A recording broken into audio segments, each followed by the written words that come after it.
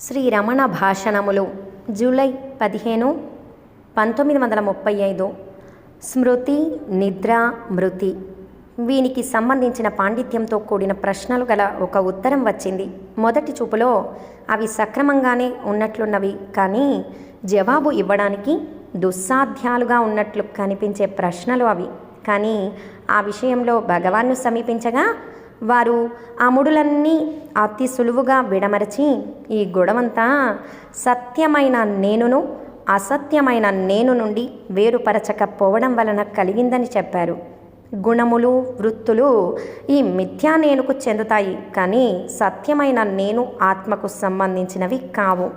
వ్యక్తి యొక్క ప్రయత్నములు అతని అజ్ఞానమును తొలగించడానికే.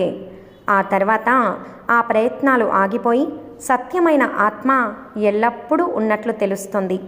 ఆత్మగా ఉండడానికి ప్రత్యేక ప్రయత్నము అక్కరలేదు అన్నారు. ఓం నమో భగవతే శ్రీరమణాయ.